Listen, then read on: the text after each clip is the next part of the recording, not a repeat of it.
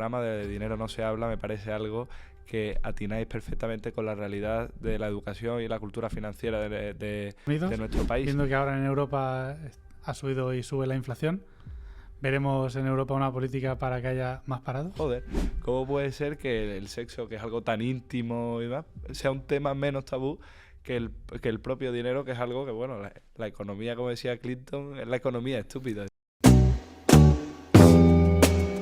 Hola a todos y bienvenidos a De Dinero no se habla. Hoy es nuestro primer episodio y tenemos un invitado increíble, Emilio, un verdadero crack en el mundo de las inversiones. Emilio comenzó a invertir desde muy pequeño, desde los 16 años, y ha logrado en muy poco tiempo gestionar un gran patrimonio con una rentabilidad anualizada del 10% durante una década. Emilio, bienvenido. Muy buenas, Pablo, ¿qué tal? Lo primero, muchísimas gracias por la invitación. Es un placer increíble estar aquí, especialmente sabiendo que tengo el gran honor de ser el primer invitado, cosa que os agradezco doblemente. Además, el tema no me puede motivar más, y el nombre que le habéis puesto al programa de Dinero no se habla me parece algo que atináis perfectamente con la realidad de la educación y la cultura financiera de nuestro país.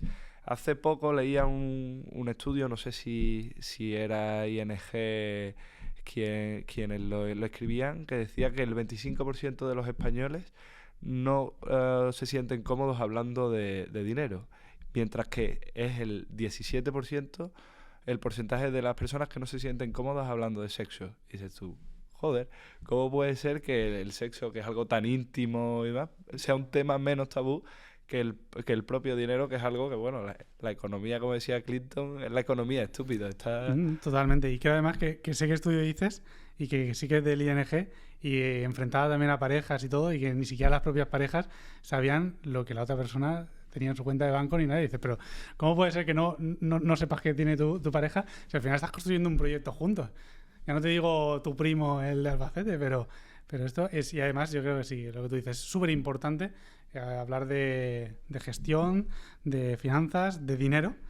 Es importante porque todo el mundo lo necesita para vivir, todo el mundo quiere siempre prosperar, y si no se habla y no se pregunta, no se aprende, porque hay mucha gente que, bueno, tú has tenido la oportunidad y el desarrollo y la capacidad de verlo y de saber desarrollarlo, ¿no? Y aprender con ello. Pero hay otras personas que a lo mejor pues no lo han sabido, no se han interesado previamente cuando eran más jóvenes como tú y han dicho, vale, es que realmente tengo que hacer algo con el dinero.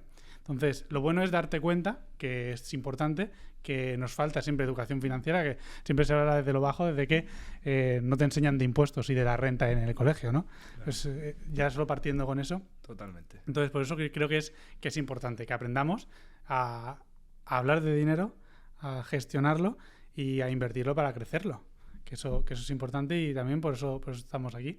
Y estamos muy contentos de que estés aquí y que seas el primer invitado de este podcast. Entonces, bueno, Emilio, empezaste a invertir a una edad muy temprana, 16 años. ¿Cómo fue esto? ¿Cómo empezaste a invertir? ¿Cómo empezaste en el mundo de las finanzas y de la inversión? Pues mira, para empezar la historia, yo creo que lo primero es hablar de mi referente, no solo en el mundo de la inversión, sino en los negocios y en la vida en general, que es mi padre. Mi padre nació, tiene ya 64 años, nació en el 60 en un barrio muy humilde de Sevilla, y pues bueno, fue un luchador durante toda su vida. Desde pequeño estuvo un tiempo sin escolarizar y se dedicaba a repartir pan con mis abuelos, que eran panaderos. Mi pueblo, Alcalá de Guadaira, es un pueblo de tradición panadera. Uh-huh. Y bueno, pues se dio cuenta que si quería hacerse un hueco en la sociedad, en lo que a dinero se refiere, tenía que, con permiso, dejarse los huevos. Y así fue como lo hizo. En su día, después de otros muchísimos negocios, algunos buenos y algunos malos, se le ocurrió la maravillosa idea de montar una cadena de canales autonómicos con sede en Sevilla, pero ha llegado a retransmitirse en más de 50 ciudades. Y la verdad que le fue bien, y el tío, pese a su pasado humilde, consiguió ese anhelo que tenía de sacar algo bueno y de conseguir dinero, ¿no? Y es ahí donde creo que es importante destacar esto, cuando me codeo con algunos family office o con otras empresas familiares y demás, veo como a las siguientes generaciones les corta un poco o intentan omitir la parte de, oye, el capital con el que empecé a invertir no lo generé yo, sino que lo generó otra persona, en este caso mi padre. Yo creo que es importante, yo no tengo tapujos a la hora de comentarlo. Él fue el que lo cree, él fue el que emprende, él es el que le fueron las cosas bien y consiguió ganar dinero, y ahora toca la tercera y la cuarta fase, que no es, tiene un mérito, en mi opinión, bastante grande, que es la preservación del capital y, por otro lado, hacerlo crecer, que sigue siendo igual de complicado. Entonces dirías que al final tu padre es tu mentor, tu... Totalmente, en todos los sentidos. Yo recuerdo eso con... Los comienzos fueron con 16 años, allí en casa, él llamada para arriba, llamada para abajo, con gestores de banco, las acciones suben, las acciones bajan. Yo decía, ¿qué será esto? Oye, y es en ese momento cuando empiezas a profundizar y empiezas a leer, por supuesto con su ayuda. Recuerdo los primeros libros, casi todos empezamos con Buffett, con Lynch, con Graham. Es cierto que el otro día me reía porque encontré la Biblia de todo inversor, el inversor inteligente de Benjamin Graham, y decía, bueno, volví a leerlo y dije, joder, no sé cómo fui capaz de leerme este tostón de 1000 páginas con 16, 17 años y entenderlo, pero al fin y al cabo es eso, cuando uno tiene esa ilusión y esas ganas de aprender algo que encima viene de un mentor o de alguien a la que quieres tanto como es tu padre. En ese momento yo me recuerdo conectado al internet buscando todos los términos que no conocía, y ahí fueron un poco los comienzos. Al final tu padre te motivó mucho a esa búsqueda. ¿Y tú cómo llevas? Eres un crío de 16 años, tengo que salir de fiesta, quiero fútbol, quiero, yo qué sé, cualquier deporte. Pues Pablo, siempre creo que lo he sabido compaginar bien. Al final sí, he tenido mi infancia como la de cualquier otro crío, he salido con mis amigos, he jugado a la pelota, he jugado a las consolas, pero es cierto que con esa variable que cada vez ha tenido pues un peso mayor en mi vida. Con 16, 17 años, pues las inversiones eran mi ratito de desfogue o de familia, porque al fin y al cabo era sentarme con mi padre también Momento oye, familiar, claro. Efectivamente, ¿cómo ha ido esto?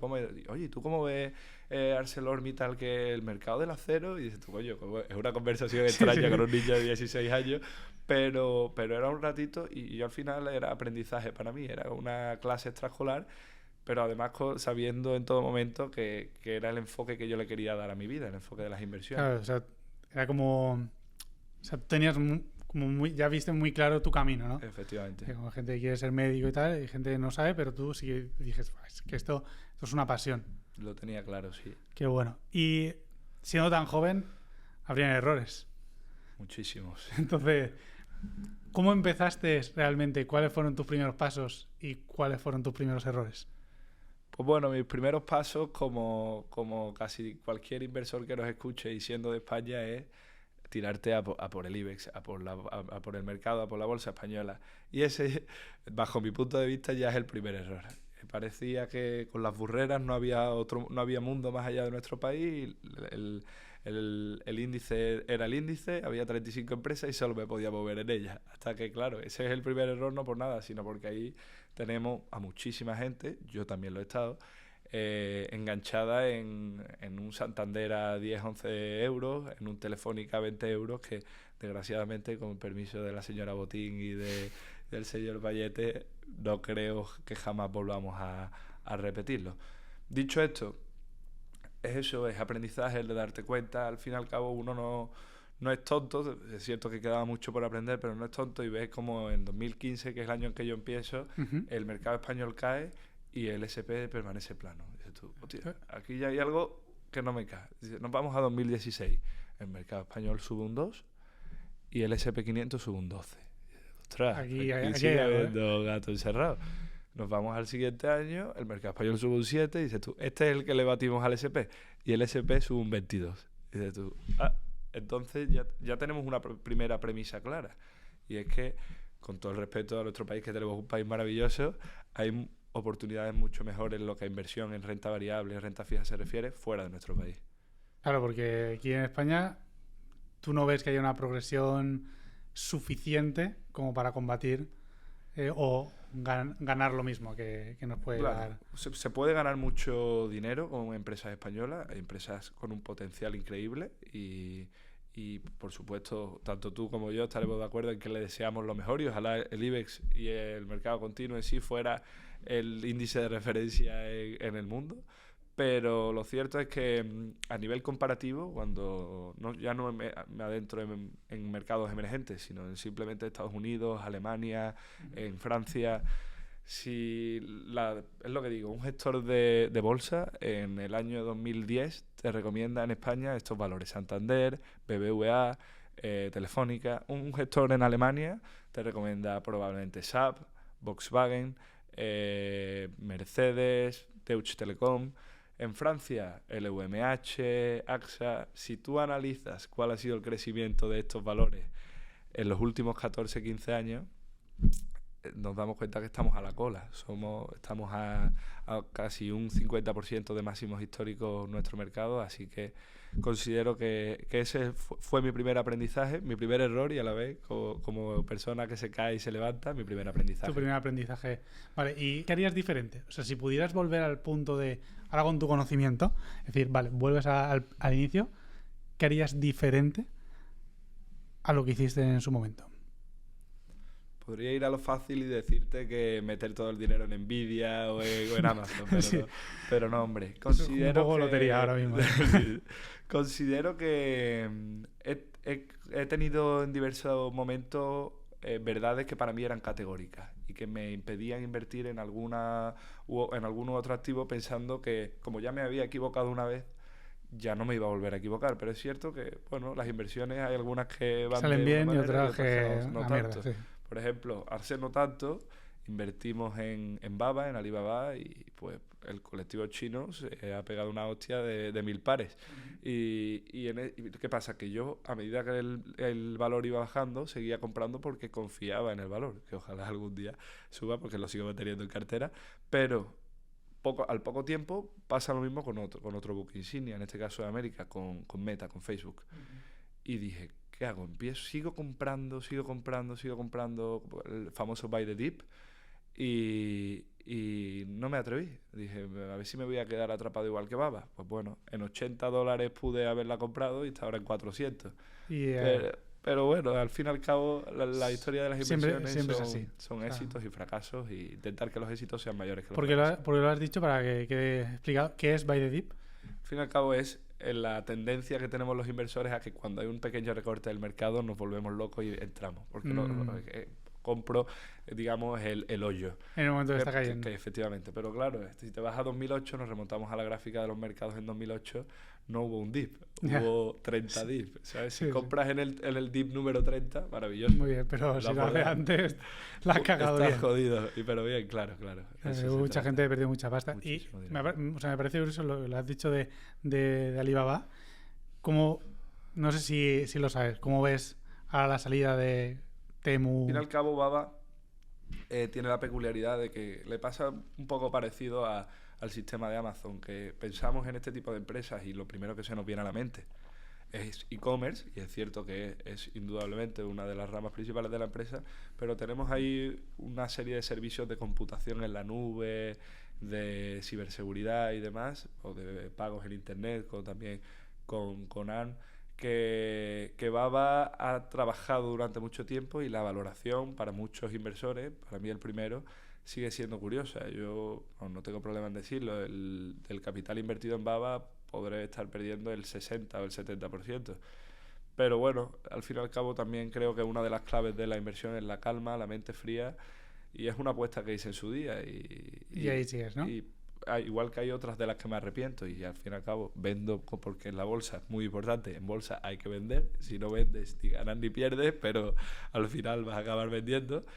Hazlo en el momento correcto, pero es cierto que si sigues confiando en el valor, todos los valores grandes han tenido sus momentos de bajón, y la clave está en seguir confiando siempre que tu estudio, tu análisis de valor haya sido correcto y puedas mantenerlo en cartera. O sea, ¿tú cómo analizas? ¿Cómo tú ves que haya una tendencia nueva? Como, bueno, estamos hablando de Alibaba, Temu.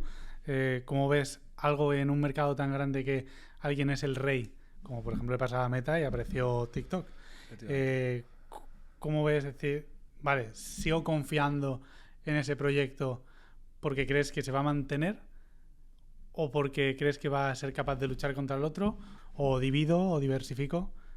Al fin y al cabo, es bastante buena la pregunta. Depende un poco del contexto de cada situación. En el caso, por ejemplo, de Alibaba, es cierto que los competidores están ahí. Es cierto que también ellos están llevando su campaña, como por ejemplo la irrupción de Miravía en Europa con el También, objetivo sí. de eso, de intentar seguir manteniendo su parte del pastel. Pero bueno, al fin y al cabo, primero, como yo digo, primero nos vamos al análisis fundamental, vemos cómo son los datos. Baba cotiza a día de hoy como lo hacía en 2013, cuando tanto la facturación como los beneficios de la compañía se han multiplicado enormemente. Y bueno, hay algo aquí que nos está fallando, que normalmente suele ser el sentimiento del mercado, que es bastante, que es así. Sobre todo tenemos que tener en cuenta el contexto macroeconómico, que me gustaría más adelante también hablar de eso. No podemos hablar de bolsa, ni de mobiliaria, ni de renta fija, ni de nada sin macroeconomía. Eso es una realidad. Pues, ¿por qué? Porque tú puedes invertir en China y Baba es una empresa increíble, Tencent es una empresa increíble, JD es increíble, pero ¿qué pasa? Que están bajo el marco regulatorio chino. Tencent, la empresa de videojuegos más grande del mundo, llegó a ser, si no me equivoco, la quinta empresa del mundo en capitalización de mercado. Para la vista de todos es una inversión de 10, ganando pasta y que vamos, a unos niveles increíbles, sacando videojuegos, comprando empresas. Un día al CEO de Tencent le dio por comprar una empresita americana y compró el 5% de Tesla con el increíble reporte de beneficios que ha tenido debido a las plusvalías generadas por el crecimiento del valor. Y dices tú, ¿cómo puede ser? Pues porque un día sale Xi Jinping y dice, oye, nuestros niños juegan mucho a los videojuegos y tenemos que regular esto. ¿Cómo lo regulamos? Y ponemos unos límites horarios a los videojuegos. Pues eso, evidentemente, a un valor que se dedica mera y exclusivamente a la producción de videojuegos, pues le rompe los esquemas. Totalmente. Es algo que no contaban ellos y tú y yo como inversores tampoco contábamos. Y esto nos rompe la cabeza. Y lo saca de un día para otro y estás jodido. Efectivamente, un valor que tenía un potencial de subida del 30 o del 35 pasa a tener un potencial de caída del mismo dígito.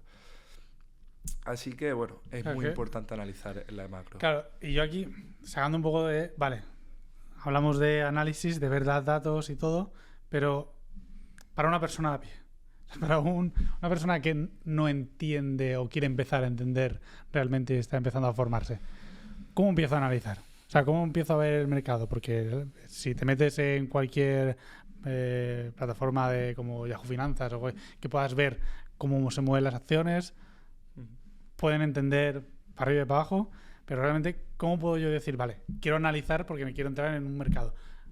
Sea Asia, Estados Unidos, Europa, lo que sea, o quiero comprar unas acciones, pero quiero saber si dejarlo aquí tiempo. ¿Cómo empiezo sencillamente a analizar y ver cosas?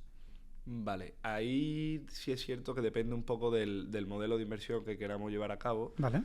Mi recomendación sería empezar siempre por el fundamental, ver los números de la empresa, ver cómo lo está haciendo, cash flow, analizar todos los datos de la compañía, ver, por supuesto, los niveles de deuda de la misma. Y una vez hecho esto, si nos queremos adentrar, que ya entramos en un mundo más complicado, pero si queremos adentrarnos en el técnico, nos vemos con fuerza de aprender, oye, a leer gráficas, es maravilloso. Claro. También existen, como yo digo, yo hay muchas veces que no soy ninguna máquina en el técnico y se lo pido a los bancos, efectivamente, y ellos pues se encargan del estudio.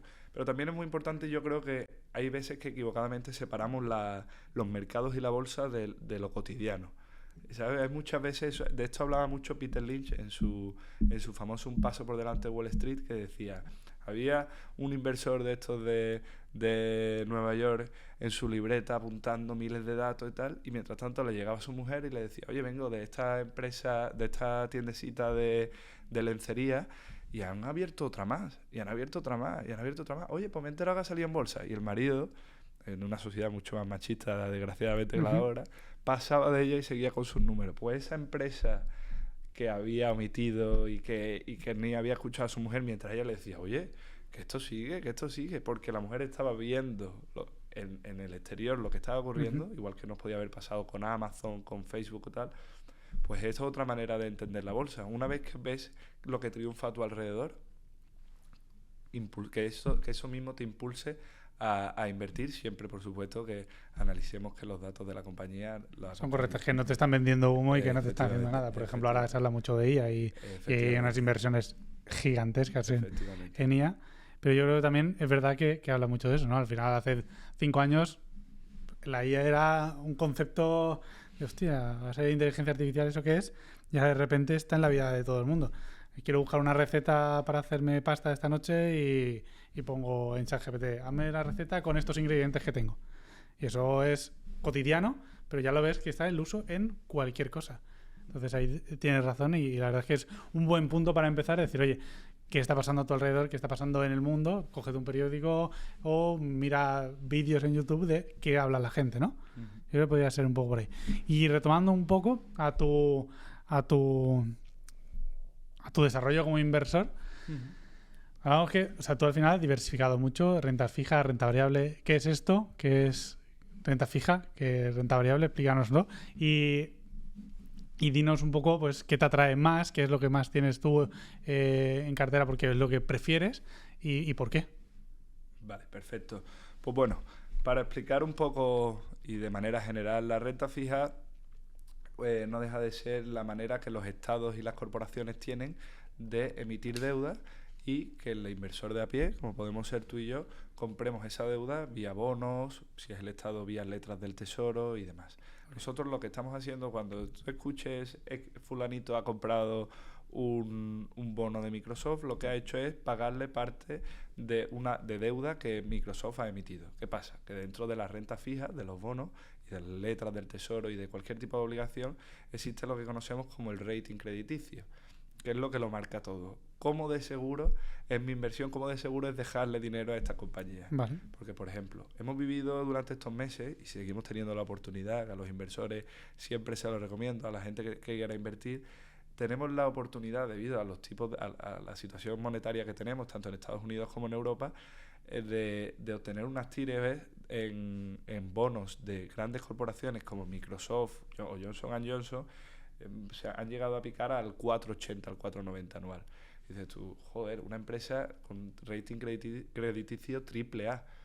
Estamos hablando de una compañía, partiendo de la base de que Standard & Poor's le pone un rating a España de A, una empresa que es AAA significa, extrapolándolo a lo sencillo, que la seguridad de devolución de deuda de Microsoft es infinitamente mayor. Pues oye, nunca antes habíamos vivido esto. Antes, esos mismos bonos con vencimiento 2026-2027 daban unas rentabilidades del 1,5, del 2. Pues oye, tenemos que a lo mejor que aprovechar en este contexto de inflación tan alta, tenemos probablemente que aprovechar esta oportunidad que nos brindan los bonos. Y te hablo de bonos de investment grade, que es, digamos, esa calidad crediticia más alta. Ahora, si te ves con fuerza, sobre todo a la gente joven se lo recomiendo. Oye, estamos aquí para jugar un poquito. Ahí tenemos los bonos de alto rendimiento, el high yield, que son bonos, pues ahí ya no hablamos de un Microsoft, es cierto, pero son empresas que si analizamos a la empresa en cuestión, vemos cuál es la capacidad que la empresa tiene para la devolución del capital y demás, y analizamos un poco expectativas de negocio de la compañía, aparte de, por supuesto, todos los datos, y vemos que nos encajamos en unas rentabilidades de un 8 o un 9%, como hay muchos fondos. Por ejemplo, ahora está muy de moda el Schroeder Euro High Yield, que es un espectáculo de fondo, lleva hasta julio un 5%, en un contexto en el que los tipos todavía no parecían que no iban a bajar. Ya descontamos que en septiembre bajan los tipos la Fed, así que oye, yo creo que es momento de aprovechar ese tirón de la renta fija. O sea que tú apostarías por la parte de renta fija y sobre todo para la gente joven que arriesgue, que oye, si puedes tener un pequeño ahorro y poder hacer una inversión en un bono, puedes hacerlo con mucha seguridad en estos AAA, que son grandísimas empresas, ¿no? Que sabemos, todo era para resumirlo un poco, son grandes empresas que sabemos o que tenemos la cierta certeza de que tengan capacidad de pago, y luego están las de más riesgo que, oye, posiblemente sí, es lo más seguro, pero hay más riesgo y por eso también nos da mayor rentabilidad, obviamente. ¿Cómo podríamos acceder a invertir a bonos? ¿Cómo empiezo a invertir en bonos? ¿Dónde entro y invierto? Pues bueno, al final es en la institución, ya sea una institución bancaria o bueno, ya hay también muchísimos brokers online que te ofrecen la posibilidad de abrirte una cuenta asesorada y empezar a invertir en bonos, ya sea institucionales o corporativos, y empezar, es muy importante entender, bueno, cuál es la estructura de un bono como tal, si suben los tipos de interés, el precio del bono baja y la rentabilidad, por tanto, sube. ¿Qué pasa? Que en el momento en el que los tipos empiecen a bajar, como ya hizo la Unión Europea el pasado mes y como pretende hacer próximamente Estados Unidos, pues la rentabilidad de nuestros bonos comprados en un contexto de tipos altos será superior a la rentabilidad futura de los mismos. Y en ese contexto tenemos dos posibilidades. Podemos esperar a vencimiento del bono, si el bono vence a 2027, cobrar los cupones con total tranquilidad que van emitiendo, la empresa te va devolviendo el dinero y finalmente te devuelve el principal. Y después tenemos otra opción que es, oye, si veo que el precio del bono ha aumentado, pues yo lo que puedo hacer, y con mi rentabilidad es superior comprada hace 2 años o 1 año, lo que puedo hacer es negociar con mi bono en el mercado secundario. Ok. Y se puede sacar otro tipo de rentabilidad. Efectivamente. Vale, y decías que esto también es variable en cuestión a los tipos de interés, los tipos de interés. ¿Qué son los tipos de interés y por qué varían? Los tipos de interés, al fin y al cabo, a mí me gusta describirlo, así me lo enseñaron en la carrera, es el precio del dinero. Y en función como bien sabemos, tenemos unas instituciones de política monetaria, en el caso de España y de la Unión Europea, el Banco Central Europeo, y en el caso de Estados Unidos, la FED. Ellos se sientan todos los meses y dicen, oye, ¿cómo va la economía? La economía se está enfriando, la economía va como un tiro, la economía va... Y en función de cómo vaya la economía, se ven obligados a controlar los tipos de interés para controlar pues distintos datos de distintas variables macroeconómicas. Por ejemplo, un dato que me parece muy curioso. El mercado se ha estado tomando como positivo durante los últimos meses que el desempleo aumente en Estados Unidos. Y dices tú, joder, ¿cómo puede ser que el mercado quiera que haya parados? ¿Por qué? Porque si hay más parados, la economía, o digamos la política monetaria de un país, entiende que la economía se ralentiza y por tanto hay que bajar los tipos de interés. Tengo que hacer que el dinero se abarate para que las empresas puedan financiarse. Ahí es donde entramos. Si yo lo que soy es una empresa que necesita financiación, yo que quiero que el precio del dinero sea lo más barato posible. ¿Qué necesito, por tanto? Que los tipos de interés sean bajos. Y ese es el contexto de, oye, si mi economía se ralentiza, si mi economía se para, ¿qué hago? Bajo los tipos de interés para seguir garantizando el crecimiento económico. O sea, que viendo lo que ha hecho, o lo que me has contado de Estados Unidos, viendo que ahora en Europa ha subido y sube la inflación, ¿veremos en Europa una política para que haya más parados? Bueno, como pregunta. Ahí al fin y al cabo es cuando la Unión Europea, en este caso el Banco Central Europeo, vea que la economía se ralentiza, que la economía para, entonces la impulsamos. Ese es el esquema. Okay. Oye, mi economía se frena, venimos de años de crecimiento, estamos frenando, vamos a bajar el precio del dinero, que una familia se pueda comprar una hipoteca más barata, que una empresa pueda pedir un préstamo más barato. Vamos a agilizar la economía. Vale. Ese es el enfoque. Vale. Lo digo porque a lo mejor puede dar un poco como de miedo viendo que tenemos un momento de inflación, decir, hostia, ¿qué va a pasar entonces en 10 años? No va a poder haber trabajo, no va a haber tal. Claro, eso puede asustar a la gente si realmente lo ve y lo comprende, ¿no? Porque yo creo que también son cosas económicas que la gente tampoco percibe. Simplemente ves que hay momentos de más paro, hay momentos de más trabajo, mejores momentos económicos, pero tampoco la gente ve todo lo que hay detrás. Y luego, para completar la otra parte, ¿qué es la renta variable? Pues estábamos hablando de renta fija, de cómo podíamos acceder a esto, cómo podíamos invertir aquí y viendo cómo está el mercado y qué debería hacer una persona para empezar. Y ahora la renta variable. ¿Qué es la renta variable? O sea, ¿por qué es importante para ti? Y dime, dentro de esto, decir, vale, es que yo aquí he hecho una buena operación o la he cagado de esta forma. O sea, dame, ¿qué aprendizajes también te ha dado a ti esta renta variable? Pues yo me gusta definirla, aunque no lo son, me gusta definirla como antónimos por su naturaleza en sí. La renta variable, si antes hablamos de emisiones de deuda, la renta variable es una empresa, en este caso una sociedad anónima, se divide no en participaciones, sino en acciones. Y tú, si confías en el desarrollo o en el crecimiento de esa compañía, lo que haces es invertir en esas acciones. Eso es cuando hablamos de la famosa bolsa, la famosa inversión en acciones, ETF, en fondos de renta variable, fondos es cierto que hay de los dos. Cuando hablamos de formar parte del capital social de una compañía vía acciones, eso es la renta variable. ¿Qué pasa? Que la renta variable, las acciones, no solo dependen de que la compañía me devuelva el dinero. Microsoft te va a devolver el dinero siempre. Ujú.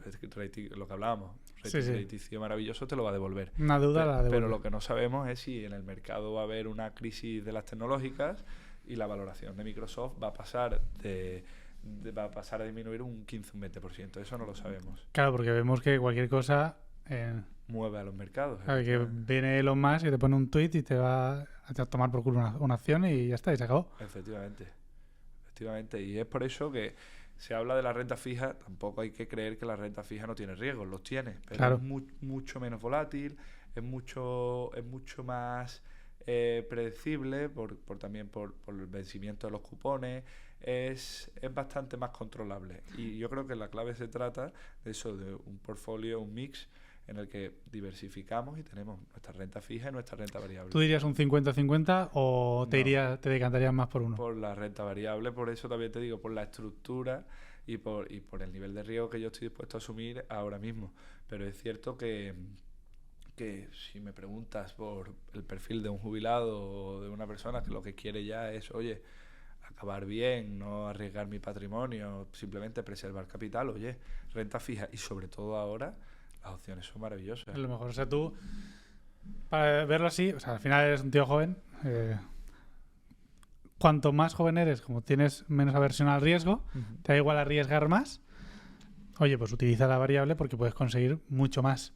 Pero si lo que busques ya es una tranquilidad, oye, métete más... Un enfoque más de renta fija. De renta fija, aunque siempre diversificando. Sí, yo siempre creo que hay que tener de las dos, excepto, pues nos hemos pasado muchos años con los tipos al cero, pues ahí es cierto que la renta fija no es atractiva. En ese caso, pues oye, nos movemos en renta variable a otros productos alternativos. La renta fija solo pensamos en bonos, pero tiene productos alternativos. Bueno, ya hemos hablado de high yield, pero tenemos también los préstamos secure, los préstamos sindicados, que los bancos se unen en vez de cuando una empresa necesita financiación y necesita una cantidad importante y los bancos no tienen la capacidad, un solo banco, de prestar todo ese dinero, pues se sindican entre ellos y consiguen agrupar la cantidad necesaria para prestar este dinero. Y también tenemos la posibilidad de invertir en ese tipo de productos que son, a mi manera de entenderlo, un poco más complejos, pero que una vez estudiado y una vez analizado ofrecen también unas rentabilidades superiores a las de un investment grade, que digo, son los bonos que tienen una calidad crediticia mayor. Ok, vale. ¿Cómo empezamos a invertir aquí? ¿Empezaríamos con un banco, con un fondo, con una aplicación para, yo qué sé, como un eToro o algo de esto, para invertir? ¿Tú recomendarías que se invirtiera así o para empezar, tú imagínate, vale, quiero empezar con poco, 100 euros, 1000 euros, no quiero poner más. ¿Cómo crees que es la mejor estrategia para empezar a hacerlo? Pues mira, y es hipócrita por mi parte porque mis brokers en este caso son Bankinter y Caixa y bueno, los bancos principales españoles. Pero es cierto que si me dedicara a invertir como persona física desde ahora, lo haría con te diría ya que casi cientos de portales que hay de brokers online.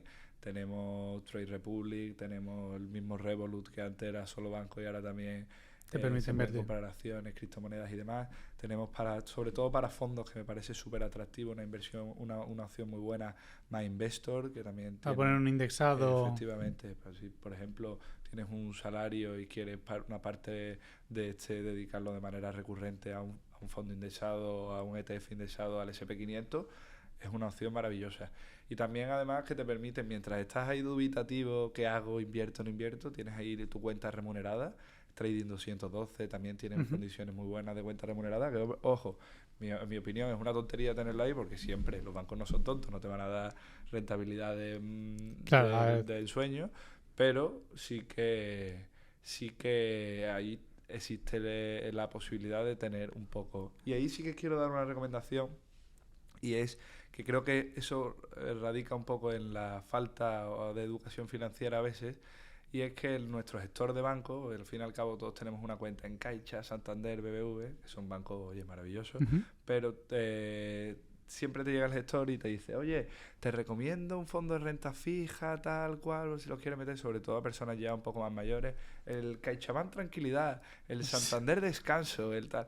Y al fin y al cabo son fondos que, oye, por la coyuntura actual de tipos, como venimos hablando, van a tener un buen performance, pero también seamos sinceros, eso es como si hablamos no quiero decir, pero de un equipo de tercera regional si nos metemos en los BlackRock, en los Fidelity, en los Goldman Sachs, pues seguro que va a existir fondos de la misma categoría que en rentabilidades destrozan literalmente a los fondos de nuestras gestoras. Es una pena, pero es una realidad. Pero claro, aquí hay una cosa que te hace pensar en elegir una cosa u otra, el miedo.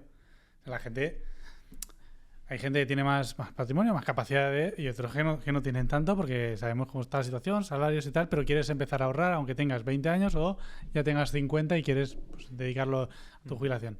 Si yo quiero empezar, yo tengo 30 años y yo quiero empezar para ahorrar para mi jubilación simplemente como protección de oye, lo que voy ahorrando, ¿qué es mejor entonces? Me voy a esto que tenemos en cuenta que tengo 30 años y me voy a ir a jubilación a los 65, vamos a decir que puedo jubilarme, 35 años. Me voy a estos de plazo fijo que has dicho, el plazo de la gestora de los bancos, lo meto en un fondo indexado, que puede ser algo variable, o lo meto en un bono con un fondo fijo así, algo más fijo, más seguro, algo triple A como has dicho. Porque hay mucha gente que tiene mucha aversión y le da miedo y dices, es que voy a perder mi pasta. Y para eso me hago una cuenta ahorro, ahorro ahí 100 euros todos los meses y luego tengo 20.000 euros y bueno, pues tengo 20.000 euros. Pero se le puede sacar mucho más a eso. ¿Cuál sería algo para decir, vale, esto es ciertamente seguro, obviamente toda inversión conlleva riesgos, esto es más seguro y es algo bueno para decir, oye, entre la rentabilidad que te da y la seguridad que te genera, es lo que es un buen producto para que tú digas vas a tener una buena jubilación.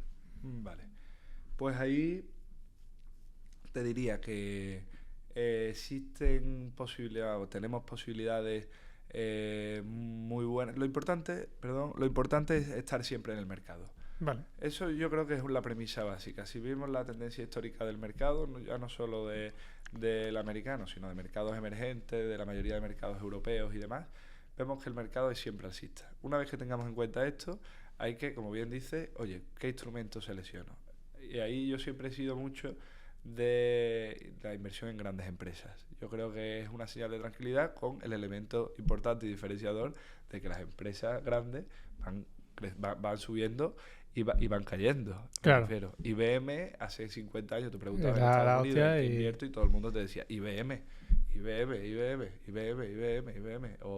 O hace 30 años preguntabas en España y todo el mundo te decía, oye, Telefónica, no te la juegues, ¿sabes? Telefónica es un está creciendo Pero ¿qué pasa?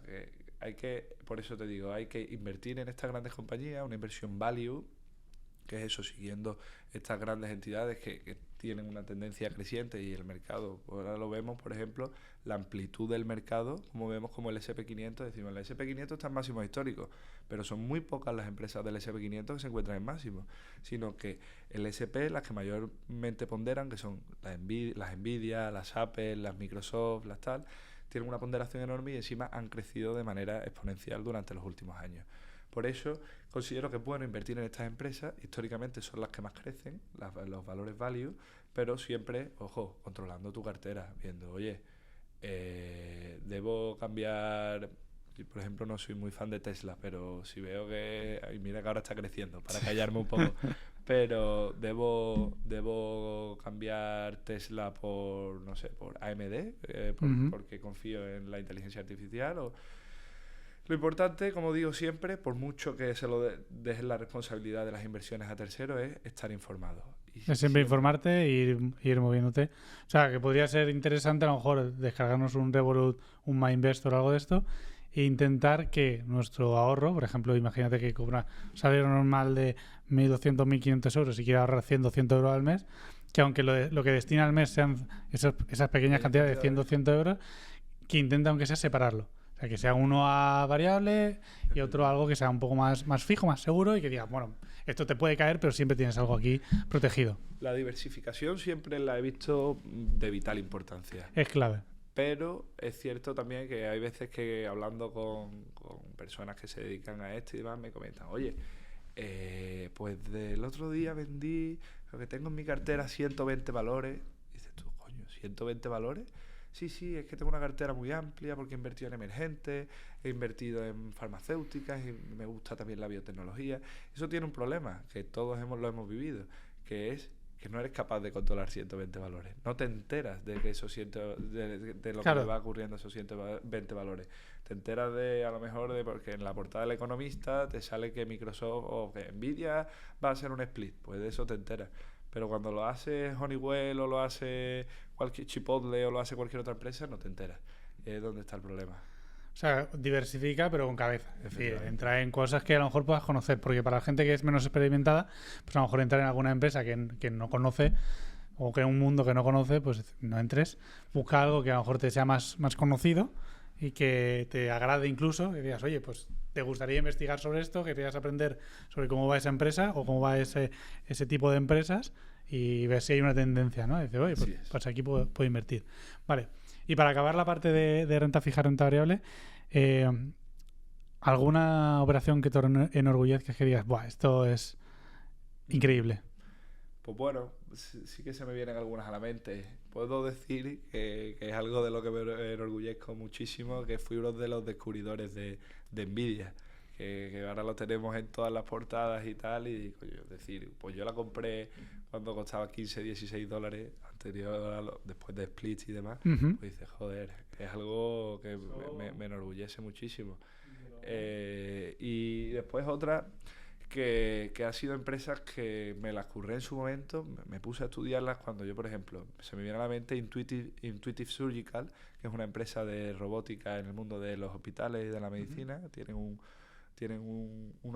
Su principal producto es el Da Vinci, que para operaciones de menor grado, el cirujano, con una precisión, no depende de pulso, aunque parezca, para explicarlo así de manera sencilla, no depende de pulso, es una máquina que la va moviendo el cirujano, pero con todas las peculiaridades y todas las ventajas que puede tener que sea un robot el que acomete la operación.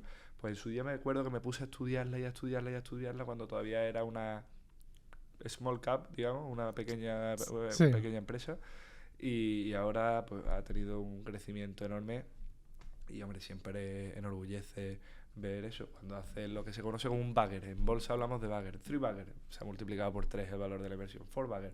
Pues Nvidia, por ejemplo, que ha sido un 11, 12 bagger, pues dices tú, oye, claro, Nvidia es una locura. Es algo espectacular y es cierto que, bueno, pero siempre analizándola. Yo no me duermo toda la noche y digo, Nvidia ya para el resto ya para toda la vida. No, puede caer, claro. Analizar el valor. Pero es verdad que ha ido muy bien e incluso ahora mismo ha hecho millonarios a muchos de sus trabajadores con Phantom Shares, creo que tenían tipos de Phantom Shares trabajadores y un junior que está cobrando un salario de junior que acaba de empezar. A lo mejor le dan una pequeña opción a comprar a $30.000 y ahora son 4 millones lo que vale lo que tiene. O sea, un junior de 20 años y de repente convertido en millonario. Esto, que no es algo, esto no hay que buscar, esto puede pasar, es una casualidad, pero increíble lo de Nvidia, parece increíble. La verdad es que desde luego para enorgullecerte de tenerlo. Y lo otro, muy interesante, no lo conocía. Pero bueno, o sea, tú coges, tienes Nvidia, tienes lo de Surgical, tienes estas empresas, pero, o sea, ¿cómo de forma sencilla dices, lo analizo, veo y digo, vale, no me decanto por la otra startup, voy a esta, o no me decanto por Meta, me voy a Nvidia porque he visto algo y quiero investigar. ¿Qué investigas? ¿Qué miras de eso? Aparte de decir, como has dicho antes, el cash flow, ¿qué dices? Vale, tengo que entenderlo porque para eso quiero invertir, por lo tanto tengo que entenderlo. ¿Qué es lo que estás mirando en esa investigación? Aquí es cierto eso, que como me decía un profesor al que aprecio mucho, cada maestrillo tiene su librillo. Uh-huh. Y es cierto que cada inversor pues tiene los parámetros a seguir. Hay algunos que prestan mucha atención al PER, otros que el PER es por cuánto se multiplica la valoración en función de los datos económicos de la empresa. Hay gente que presta más atención al earning per share. Digamos que hay infinidad. Es cierto que por supuesto el análisis fundamental, que son estos indicadores, los seguimos a pie de tabla, pero a pie de línea, pero es cierto que también tenemos en cuenta otro tipo de indicadores. Por ejemplo, a mí uno que me gusta mucho, la participación de la empresa en fondos de inversión. Hay que ser realista, no sé más que un fondo de inversión, no sé más que las manos fuertes de Wall Street. Uh-huh. Pues saber qué porcentaje de fondos X determinados tienen a este valor en cartera siempre ayuda a saber cuál puede ser un poco la perspectiva de la compañía, no por nada, sino porque yo muevo X capital, pero BlackRock cuando se decanta a invertir con su fondo Global Allocation se plantea invertir en un valor, moviliza miles y miles de millones. En ese sentido creo que indicadores de ese tipo que se conocen un poco como secundarios o que no se suelen sacar tanto a la palestra, considero que son importantes. Y por supuesto, lo más importante, entender el negocio. Y con esto lo digo muchas veces, no hay que ser experto en inteligencia artificial. Yo no soy ingeniero, no sabes cómo funciona el código, pero sabes qué es la inteligencia, ¿no? Efectivamente, conocer el mercado, conocer qué es lo que están haciendo, conocer a quién proveen, quiénes son sus servicios, quién lo está comprando, si cada vez hay más hay potenciales clientes que quieran. En el caso de Nvidia, por ejemplo, en un momento es que solo vendían tarjetas gráficas. Empezaron a desarrollar un monstruo que toda empresa de tecnologías quiere disponer de los servicios de Nvidia. Oye, pues no darte cuenta cuando te ves un titular como digo, en expansión. Todas las empresas tecnológicas de Wall Street utilizan Nvidia. No llegues hasta ese momento. Haz el previo análisis que existe, no hay una ocultación, un ocultismo. Los datos están ahí, se pueden consultar. Efectivamente. Y la mínima tontería de Nvidia firma un contrato que eso está a la orden del día, en cualquier empresa firma un contrato con Intel o con cualquier otra, de asociación o de lo que sea. Pues oye, ir viendo, qué efectos puede tener esto en la valoración de la compañía y demás. Vale, podríamos decir, para resumirlo un poco, es de forma hiper sencilla para una persona decir, oye, vale, voy a empezar a analizar. Sería un poco de, como has dicho antes, de ver la cultura, el momento social. La gente lo conoce, la gente lo usa, la gente empieza a hablar de él, se ve en diferentes sitios, se ve en redes sociales. ¿Por qué se habla tanto de esto? Eso ya te tiene que dar un indicativo, sí. 100%. Y luego que además veas que, oye, voy a buscar la cartera de un fondo de inversión, que como BlackRock o lo que sea, y digas, ostras, de repente tiene un montón de esto. O al contrario, te vas a la capitalización de una empresa que también lo puedes ver y digas, ostras, que el 10% lo ha comprado un fondo enorme. ¿Qué ha pasado aquí? Si antes esto era nada. Serían como lo primero. Y luego, lo primero que tendría que ver una persona es decir, vale, a partir de aquí, ya si quieres investigar, si eres más técnico y quieres saber y aprender de forma más técnica todo los flujos de caja, todo lo que está haciendo las operaciones, cómo va con la deuda, con todo. Pero esos dos indicadores ya podrían decirte, a ver, esto al menos a corto o medio plazo está teniendo tirón. Claro. Y aparte, por supuesto, como digo, hablamos de los mercados, ver cuál es la situación de los mercados, conocer bien qué momento quieres hacer la compra, y muchas veces que el 70 al 80% de la inversión es el momento en el que te metes. Tú puedes comprar, por supuesto, una empresa como Amazon o Microsoft, maravillosa. Si la compras en febrero 2020 o en marzo 2020 vas a tener una semana jodida. Sí, le va a pasar mal. No te quepa duda, pero oye, confías en el valor, o crees, oye, Esto es como todo, esto es creencia, esto es estudios, análisis. ¿Tú consideras que un virus, con la tecnología que tenemos, con las capacidades de contraatacar que tenemos, ¿tú piensas que un virus va a acabar con las 2 empresas más grandes del mundo o 2 de las más grandes? Pues si piensas, vende. Pero ahí es donde... O sea, entonces, al final hay miedo, la gente se asusta y sobre todo los inversores muy principales, o sea, pero principiantes, se acojonan con esto y dices, tía, que acaba de caer, pierdo mi dinero. Pero realmente llega un punto en el cual tú tienes que saber que hay un riesgo, que por eso tienes que diversificar y decir, no metas todo en un mismo sitio, decir, no, Nvidia es la hostia, voy a invertir en Nvidia y meto aquí 10.000 euros, es lo único que tengo. Hombre, no, claro. No hagas eso, pero que el mercado puede caer, diversifica, pero si tú tienes una acción, o sea, tienes en cartera una empresa, oye, que puede caer, que puede pasar algo, pero que si el proyecto realmente solo se ha visto afectado porque ha pasado una noticia mala o algo en redes sociales o tal, eso puede seguir, o sea, eso va a seguir, eso está ahí, y si el proyecto tiene consistencia y no es humo, Claro. el recorrido al final te dará, oye, sí, a lo mejor aquí has perdido $2 por acción, pero a lo mejor te das cuenta que el proyecto es fuerte, que han sabido mitigar esas noticias malas, y dices, hostia, pues a lo mejor me quedo aquí y en 5 años lo tienes por 5 para arriba. Claro. Esto como Nvidia, que al final lo que tú decías, si es que vendían tarjetas gráficas y de repente dices, tío, ¿qué ha pasado aquí en Nvidia? Si hace 10 años no era, entre comillas, nada. Efectivamente. Y yo creo que es importante entender, y no quiero adentrarme en temas de manipulación de mercado, ni mucho menos, pero entender que el mercado lo componen manos fuertes y manos débiles. Uh-huh. Y ahí hay unas manos fuertes que no es que de ser nuestro mal, pero sí que llega un momento en el que ellos deciden vender sus acciones de determinada empresa. Y como tienen tal cantidad de esas acciones, estas caen. ¿Qué pasa? Que el que no está ni en la mesa, que somos los demás, los humanos terrenales, los que no estamos ni en la mesa, pues llega un momento en el que vemos que el precio de nuestra acción cae de manera sobrehumana. Y decimos, coño, vendemos, pero cuando nosotros vendemos, el que nos la está comprando es el mismo que ha hecho que el valor caiga, porque ha vendido a $70-$80 más alto claro. que nosotros. Así que no olvidar eso. Hay muchas veces que el mercado no cae ya ni tanto por una coyuntura económica, cae por meras ventas. Esto es la oferta y la demanda en sí. Uno grande quiere salir y de repente la gente se asusta, o sea, que venta más grande, está cayendo un poco el valor, me asusto yo también saco que también soy uno grande y al final sale todo el mundo y se va todo a la mierda. Y también eso, el mismo Buffett, evidentemente un tío que maneja casi 200.000 millones de patrimonio, pues cuando se sale de alguna de las empresas, que por no hacerle también un flaco favor, dice, oye, que me salgo, porque la historia de las inversiones, el mundo de las inversiones consiste en eso. Entrar, salir. Y hay muchas que llevan, Apple, por ejemplo, lleva años, de vez en cuando vende algún paquete, pero que no nos creamos que porque Buffett o porque cualquier otro inversor venda sus acciones, ya mi análisis es malo.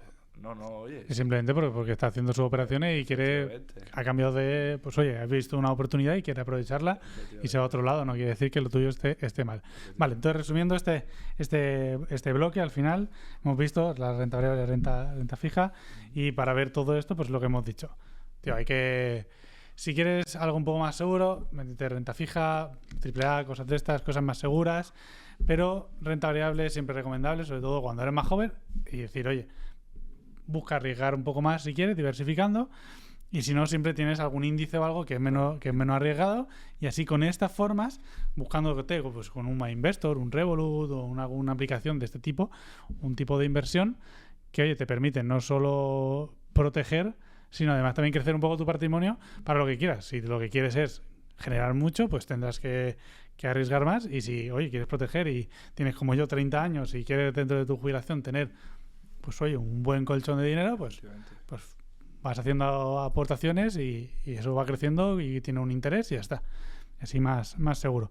Vale, pasamos a la siguiente parte, que también sé que toca bastante en tus inversiones, en tu cartera, que es el inmobiliario, porque has innovado mucho en una cosa que se llama cambio de uso. ¿Qué es cambio de uso en el sector inmobiliario? ¿Qué haces con los inmuebles? ¿O qué has hecho?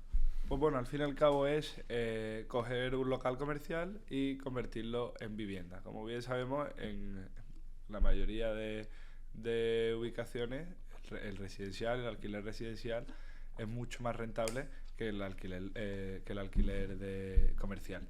En ese sentido, se aprovecha que la casuística te acompañe en ese sentido, que los requisitos que el ayuntamiento en cuestión pida para el cambio de uso de ese local comercial a vivienda se puedan ver completados sin ningún problema y todos los requisitos sean subsanados. Y una vez que esto ocurre, pues te permite, siempre por supuesto, con la importancia esencial de un arquitecto en este tipo de proyectos, que a lo largo de mi vida en la obra me he encontrado a gente que el arquitecto lo obvia, ¿sabes? Simplemente voy, conozco a un amigo albañil que ve que se ponga a picar, ¿no? Oye, es cierto que este es un proceso un poco más complicado, que requiere de un proyecto técnico, que esté visado, requiere de una serie de regulaciones que deben ser cumplimentadas, y para eso se necesita un arquitecto que son los expertos en ello.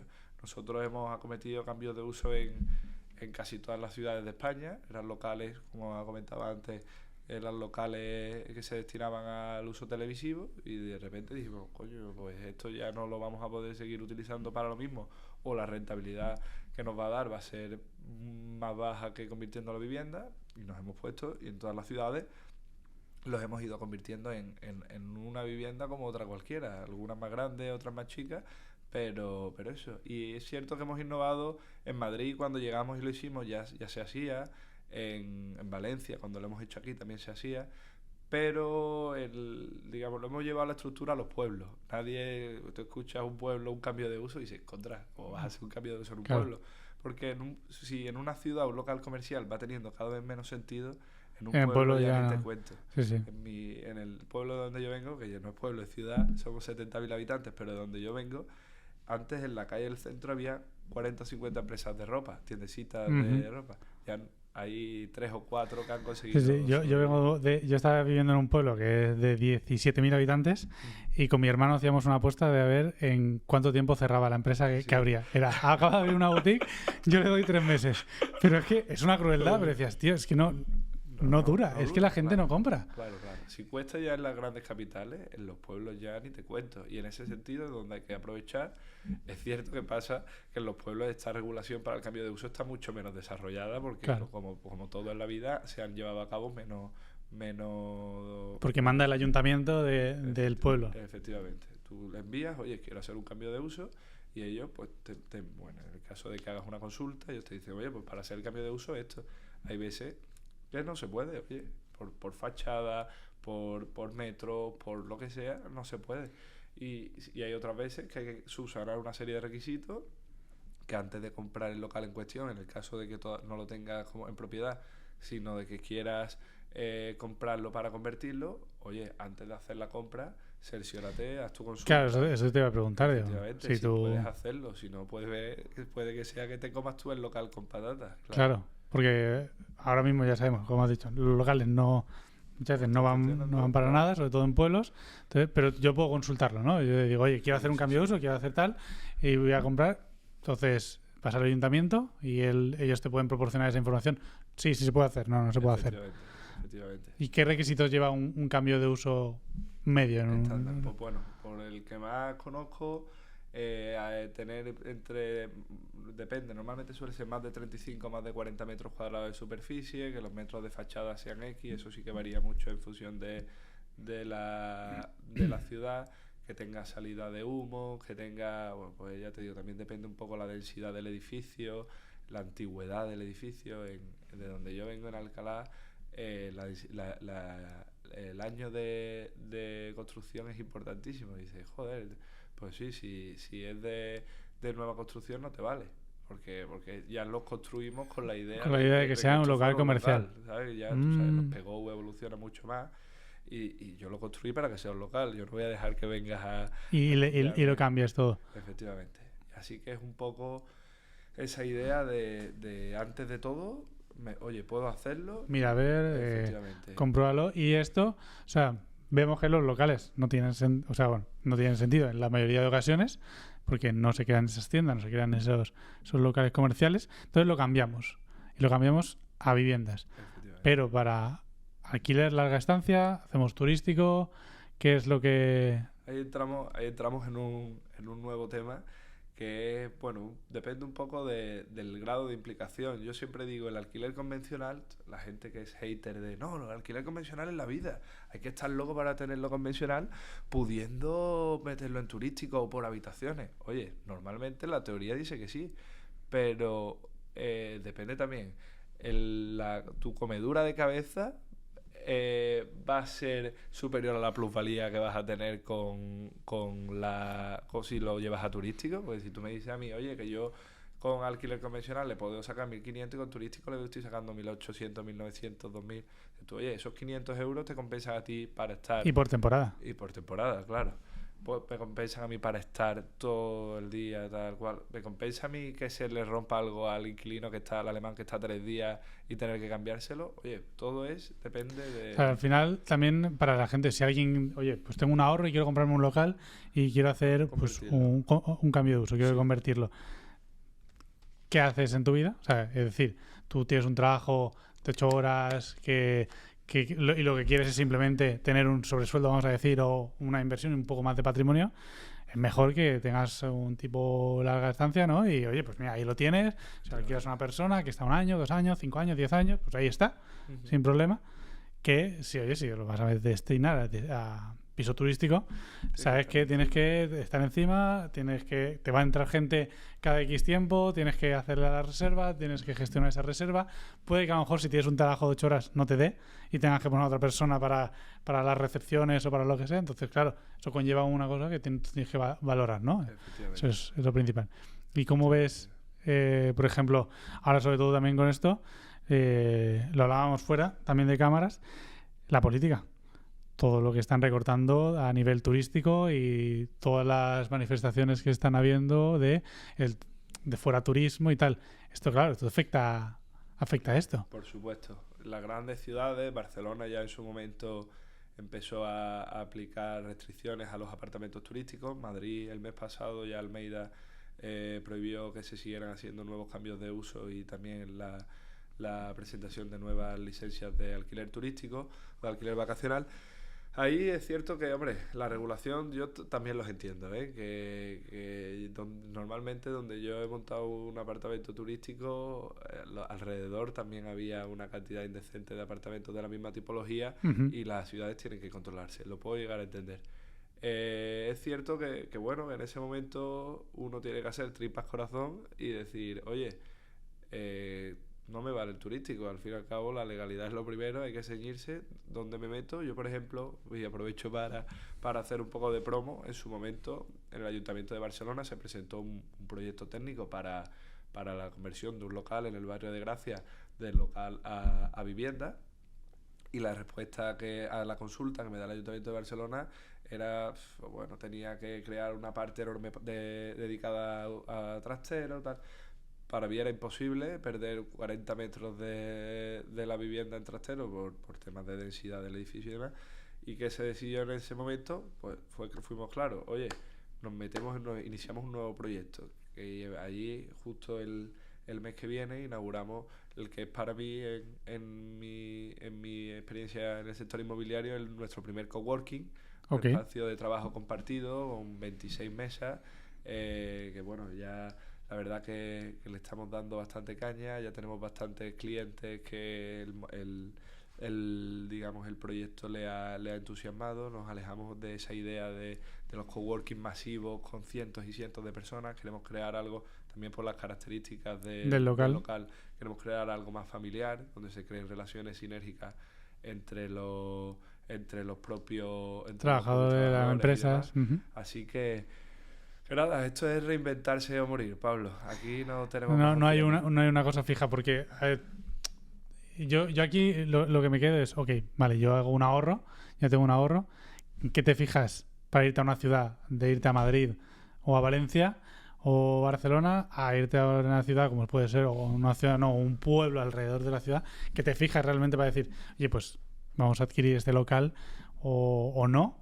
Y luego si lo quiero adquirir, el por qué. ¿Y qué voy a hacer con él, no? Ese estudio. ¿Qué miras? Porque si yo quisiera comprar uno, no sabría por dónde empezar. Yo siempre lo digo, en inmobiliario yo lo que miro siempre es la rentabilidad. existe el mantra, cosa que lo entiendo, el mantra de expertos que saben muchísimo más que yo, pero se centra única la ubicación. La ubicación es importantísima, yo no lo niego, pero mira, te pongo un ejemplo, un caso práctico. Ya te digo, porque es un mercado que conozco. En los pueblos colindantes, los pueblos de alrededor de Sevilla, en las ciudades de alrededor de Sevilla, 15-20 minutos en coche, puedes encontrar en fondos, bancos que quieren deshacerse de este tipo de locales que nadie quiere, por 20.000 euros. Un local de 75 metros cuadrados por 25.000 euros. Y ahí te pones, haces tu cambio de uso y tu proyecto técnico, tu cambio de uso y lo alquilas. Ya como vivienda. Y me voy a otra ubicación, un local comercial en Madrid, el desembolso de dinero que tienes que hacer, ni me meto. Hay muchísima gente que no podría acceder ni a la financiación ni a nada. Dice, pues me voy a ir a algo sencillo, a una plaza de parking.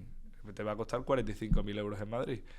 En un pueblo al lado de Sevilla tienes una vivienda de 75 metros cuadrados y en otra te has comprado una plaza de parking. En esta, con suerte, San Bernardo, que es un barrio que conozco en Madrid, 250, 300 euros te darán, con mucha suerte, 300 ya, por un piso de 75, un estudio de 75 metros cuadrados a 15 minutos, a 20 minutos de Sevilla.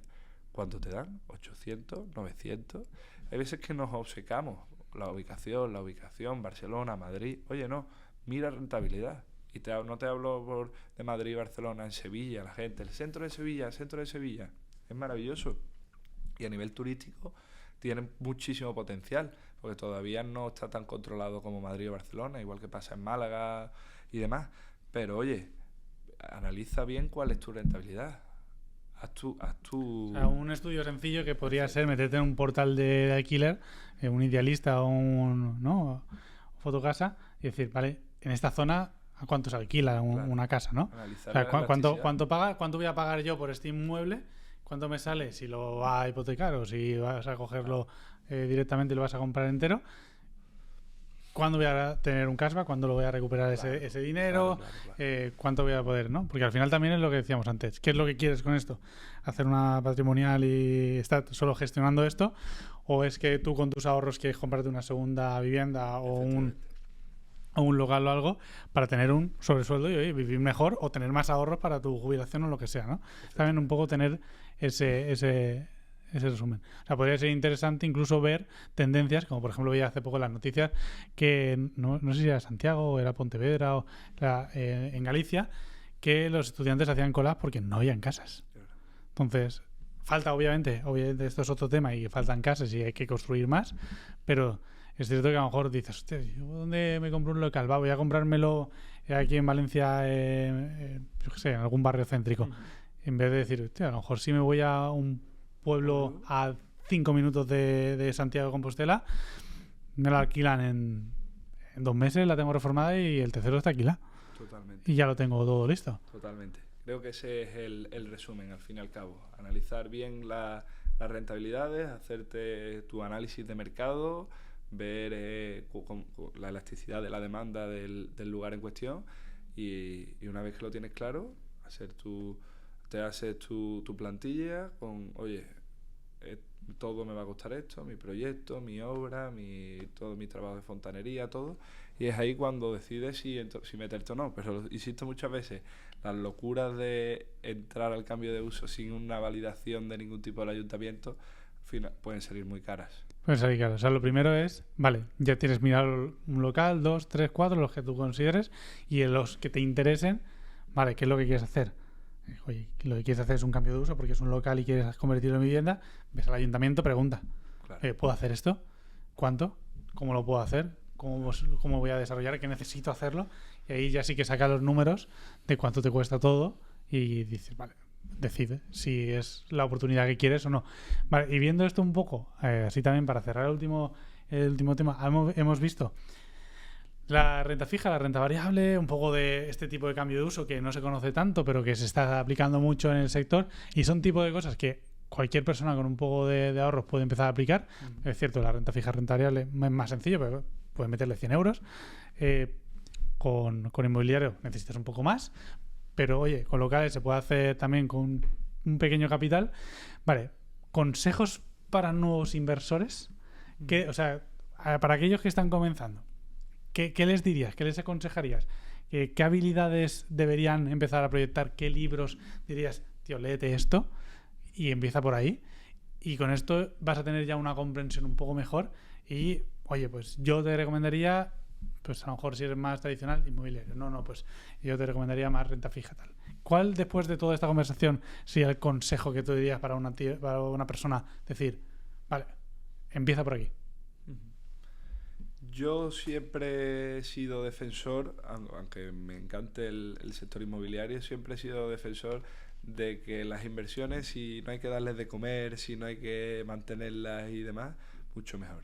A mí, yo es lo que digo, si un inversor es capaz de generar buenas rentabilidades en bolsa, cobrar su dividendo, en el caso de América al trimestre, en España anual, cobrar tu dividendo e intentar generar una plusvalía, oye, entonces, en mi opinión, no me metía en inmobiliaria ni loco. Ni loco. ¿Por qué? Porque la inmobiliaria tiene muchísimos problemas que derivan, pues, bueno, de la obra, del inquilino, del ayuntamiento. Tiene muchos más riesgos asociados. Muchísimo. Que al final en el otro tipo, en renta variable y renta fija, puede caer un valor y puede haber un movimiento de capital y fastidiar un valor, pero... Efectivamente. Yo eso, hace relativamente poco, con un amigo de un tío mío, me decía, yo en bolsa me he ido muy bien, no sé qué, y como he ganado dinero, durante todos estos años quiero invertir en inmobiliaria. Y yo se lo decía, digo, si te va tan bien en bolsa... ¿Para qué? Tío, quédate ahí.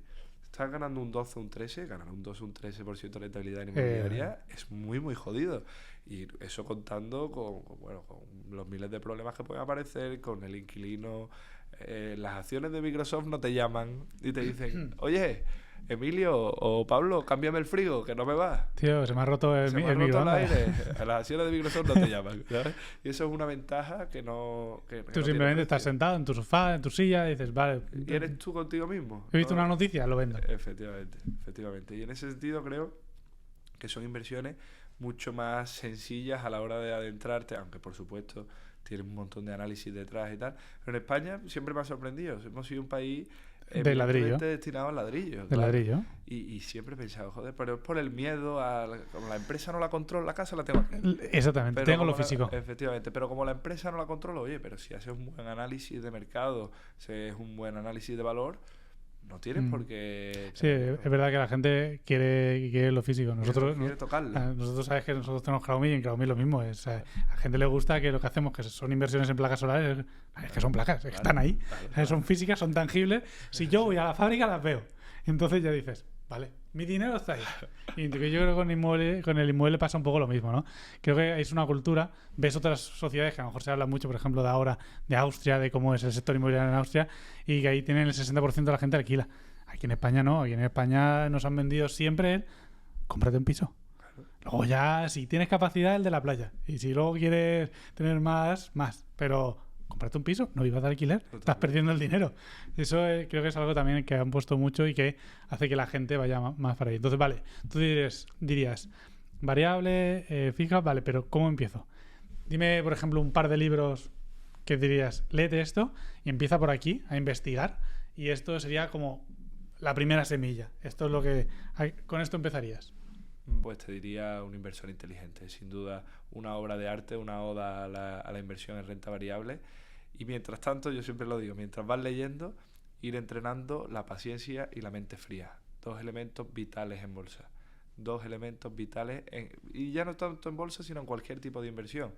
Ojo, si no eres capaz de ver que, como pasó en 2022, que los mercados, por la subida de tipos en este caso, los mercados caen un 20%, es verdad, y si antes te decía que la inmobiliaria no es el tuyo, en este caso las inversiones en mercados financieros tampoco lo son. Pues podemos buscar otras opciones más seguras, de depósitos, de cuentas remuneradas, bonos, en este caso, como hemos hablado de renta fija.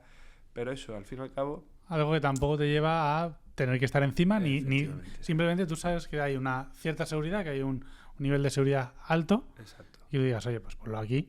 La rentabilidad no va a ser la leche, no, esto no va a ser, no vas a hacerte millonario de golpe, pero oye, tus ahorros van a crecer y tú vas a tener ahí algo, una forma más segura que tener un plan de pensiones que a lo mejor te da muy poquito, ¿no? Efectivamente. efectivamente. Y ahí es donde es eso, analizar el perfil de riesgo y ver hasta dónde estamos dispuestos a llegar. Hasta dónde quieres arriesgar y ya ir metiéndote, depende de tú esto, pues en acciones o ya en algo fijo, algo más tal. No sé, ya es tu consejo en esto. Así. Y para seguir para terminar esto un poco de, bueno, estos son consejos, pero ¿qué errores debería, así rápido, qué errores tengo que evitar? O sea, yo empiezo, vale, tú ya has tenido un aprendizaje, evita esto. ¿Qué dime 2 errores que digas, tío, evita esto? Yo evitaría por todos los medios, evitaría, por un lado, creerte el rey de esto y creer que vas a comprar en mínimos y vas a vender en máximos. Esto es aplicable a todos los negocios. Que tengan en cuenta que puedes perder. Efectivamente. Y sobre todo la idea de, no, yo no compro porque es que no está en mínimo. Voy a esperar a que baje a mínimos y ya la compro. O no, yo no vendo hasta que no vuelva a los máximos históricos o anuales. Yo no vendo hasta que no vuelva. Oye, no, esto no se trata de comprar en mínimos. Lánzate. Efectivamente. Esto tiene que ser, oye, con tu análisis, con tu estudio. Oye, es buen momento para vender, no es buen momento, no esperes hasta máximo porque puede que no llegue nunca a máximo. Claro. ¿Sabes? Había mucha gente, eso, con los bancos españoles, ahora que han estado subiendo. No, yo me espero a que suba. Ojo, probablemente no suba hasta los niveles donde quieres venderlo. No es buen momento para empezar a deshacer posiciones, a lo mejor no la posición entera. Ese por un lado creo que es muy importante. Y por otro lado, y también me he dado cuenta que eso es algo muy español, y si los americanos lo descubrieron hace mucho tiempo, y es que batir al mercado lo bate muy poca gente. Si no vas a, por lo que hablamos, por tiempo, no le vas a poder dedicar tu tiempo completo. Efectivamente, no te pongas como un loco a comprar acciones, indéxate. Claro, pon algo tranquilo, que sabes lo que hay. Efectivamente, si muy poquita gente bate, por ejemplo, el rendimiento del S&P 500, pues entonces, oye, indéxate, que sí que puede ser, lleva el S&P 500 hoy, bueno, ayer marcó máximos históricos y hoy probablemente los vuelva a marcar. Sí. Estamos en un punto que, oye, pero es cierto que si miramos la tendencia histórica del índice, es siempre creciente. Es altista. Efectivamente. Así que, oye, prepárate, infórmate. Y sobre todo, relájate, plantéate que esto no es un sprint. Efectivamente es una inversión, que puede ser que dentro de un año abras tu MyInvestor o tu Revolut o todo lo que sea, y joder, un menos 25%, me caché en la malla, lo vendo, pierdo el dinero, da igual, me meto en otra cosa. Relájate. Lo mismo que tú pensó la gente en 2008, pensó la gente en 2020, pensó la gente en la década de los 80, pensó la gente en la crisis de las .com. Es normal, los mercados. Si el mercado no cayera, entonces preocúpate. Claro. Porque significa que estamos ante otra burbuja más. Simplemente respira. Si confías en tu inversión, déjala ahí. Incluso si hay liquidez, compra más o... Muy importante. Ese es otro punto muy importante. Que no pasa nada que haya caído. Que esto... Si tú confías en... por ejemplo, hay que ser muy torpe para no confiar en el S&P 500. Si tú confías en él y, oye, me ha caído un 20 desde mi primera compra, pues vuelvo a comprar. Está claro que otro tipo de cosas de análisis como empresa es más difícil a lo mejor entender la gráfica, claro. Pero si tú ves una gráfica del S&P 500 en el tiempo, lo único que ves es una línea hacia arriba y ya está. No. Si lo aumentas sí que hay subida y bajada, pero... Tú no lo firmas todo va arriba, durante 40 o 50 años esas rentabilidades. Yo no tendría problema ninguno. En vez de en el banco lo tienes ahí aquí. Y fuera, todo para arriba. Vale, y así una línea para acabar ya esto y ya cerraremos. Una línea, dinos la lección más importante que tú crees que has aprendido en esta década invirtiendo. Sin duda alguna diría que a veces se gana y a veces se pierde. Ni soy un mierda cuando compro Alibaba y se me desmorona en los brazos, como yo digo. Y hay veces que considero que son como mis pequeños, ¿no?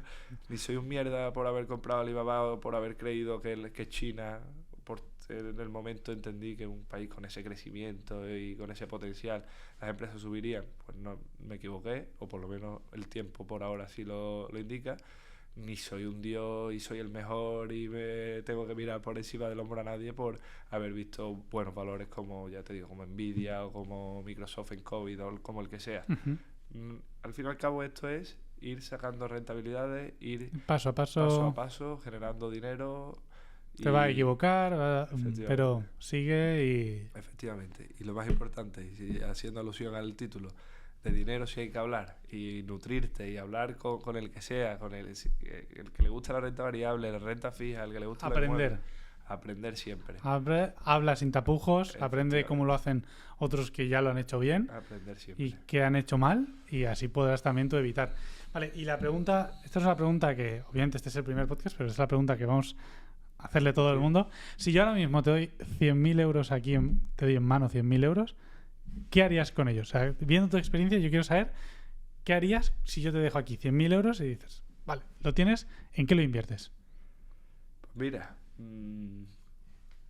le había dado vueltas, pero como me habéis pedido que me la juegue, yo he venido aquí a pelear. Aquí hay que jugársela siempre. Ni diversifico ni nada. Te digo un activo que para mí debería estar en todas las carteras de un gestor que es maravilloso, que es John Tidd, que dirige el Hancock Global Value, un fondo espectacular de pequeñas y medianas empresas global. Y el tío, en 2022 lo que hablamos, en 2022 estamos todos tirándonos de los pelos, que esto se va al carajo, que los tipos de interés... y llega el tío, empieza a invertir en empresas coreanas, argentinas, y te saca el tío un más 40 en 2022. Hostia. Y dices tú, coño, ¿esto cómo va a ser? Porque tiene un equipo espectacular, un equipo de trabajadores de gestión activa muy bueno. A ver, yo lo que digo, yo me baso en los datos. Lleva, si no me equivoco, el fondo lleva 5 o 6 años en vigor, en activo, y todos los años ha tenido rentabilidades positivas. Creo que, ojo, las credenciales no son malas, ¿verdad? No son malas, desde luego. O sea, 100%, ¿no? Así que... Los 100K los lleva... Sí, yo he venido a jugármela y yo siempre cuando planteo algunas opciones de inversión, que algún amigo me pregunta, que no me suele gustar, pero que algún amigo me dice, oye, tal, yo siempre digo, oye, si yo te recomiendo algo, es porque te prometo que yo lo tengo. Si tú te caes, nos caemos los dos. Y si los dos nos hacemos ricos, pues compartimos el barco en las Bahamas. Eso es importante. Así que... Siempre, de hecho, si dices algo de, oye, esto nos pasa en Crowmy, nosotros, todo lo que sacamos, invertimos nosotros, porque no es que tú creas porque te lo estoy vendiendo, es que nosotros creemos que esto es lo que es. Y si esto va para arriba, vamos todos para arriba. Y eso creo que también es una lección importante. O sea, muy bien, eso la verdad es que un consejo muy bueno. Vamos a echarle un ojo y vamos a seguirlo de cerca, no lo conocía y eso me parece interesante, un más 40. Vale, pues Emilio, ha sido una conversación increíble, ha sido fascinante tenerte aquí. Muchas gracias por compartir toda tu experiencia y todos tus conocimientos con nosotros. Eres un crack. Muchas gracias. Antes de despedirnos, ¿a quién nos recomendarías invitar al podcast para que viniera aquí a contar su experiencia sobre algún tema de inversión? Pues mira, Pablo, yo como os he dado la tabarra enormemente con renta variable, renta fija, yo creo que es momento de dar otro enfoque, de buscar otras vías de inversión. Y se me viene a la mente un buen amigo de la familia, Tom Horsey, que es uno de los mayores exponentes de la inversión en capital riesgo en nuestro país. Así que yo, Tom, te invito a que vengas aquí con nuestros amigos de Crowmy y que nos cuentes todo tu conocimiento para que nos nutramos de él y podamos también introducirnos en el mundo del capital riesgo. Tom, ya sabes, estás completamente invitado a que te vengas aquí y hablemos de todo el capital riesgo, de todas tus inversiones. Tengo muchas ganas y si la recomendación es tuya, seguro que va a ser una conversación muy, muy fructífera y que vamos a aprender muchísimo también de él. Pues muchísimas gracias a ti, a todos los que nos escuchen. Espero que hayan aprendido, porque yo la verdad es que he aprendido un montón de ti. O sea, seguro que te molesto después más para preguntarte cosas. Muchas gracias, Emilio, por estar aquí. Eres un crack, de verdad. Y gracias por ser el primer invitado del podcast. Muchas gracias a ti, Pablo, y gracias a todos por escuchar y pasar este ratito con nosotros. Nos vemos pronto.